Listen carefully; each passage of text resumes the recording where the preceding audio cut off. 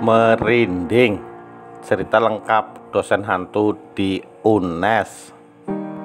Beberapa tahun lalu sempat viral cerita horor di salah satu universitas di Indonesia soal dosen hantu atau dosen gaib yang mengajar di kelas.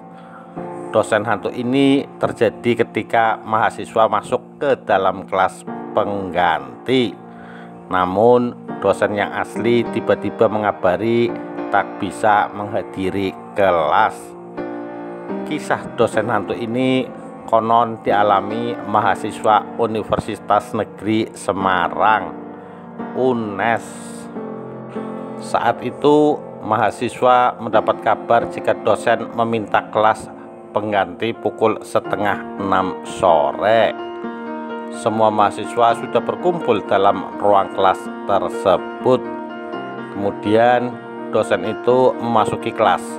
Namun dosen yang masuk ini berperawakan tinggi dan tidak berbicara apapun. Ketika proses pengajaran sedang berlangsung, tiba-tiba ketua kelas tersebut diberi pesan via SMS oleh dosen mata kuliah yang seharusnya mengajar. Dosen tersebut mengabarkan jika dirinya tak bisa mengajar di kelas.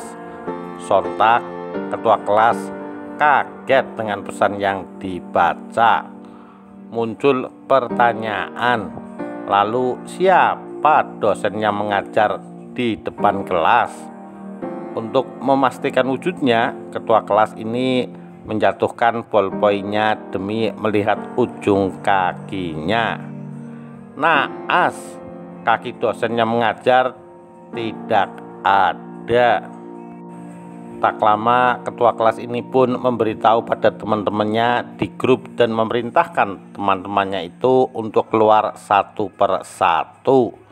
Sekarang tolong keluar satu persatu dari yang paling belakang tanpa teriakan-teriakan. Saat teman-temannya sudah keluar satu persatu, dosen yang berada di depan kelas itu langsung bertanya, "Sudah malam atau sudah tahu?" Seramnya cerita ini membuat kita merinding sendiri.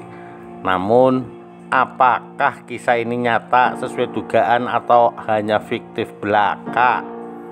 Menurut salah satu penulis di blog UNES, kisah ini tidak benar. Sebab beberapa tahun sebelum dia berkuliah di UNES, cerita dosen hantu ini sudah beredar. Selain UNES, kisah horor ini disebutkan terjadi di Universitas Ahmad Dahlan. Bahkan ditambahkan dengan narasi jika usai dosen hantu itu muncul, seluruh mahasiswa Universitas Ahmad Dahlan diliburkan selama 3 hari. Namun pihak Universitas Ahmad Dahlan membantah kejadian ini dan menyatakan kabar tersebut hanya hoak belaka.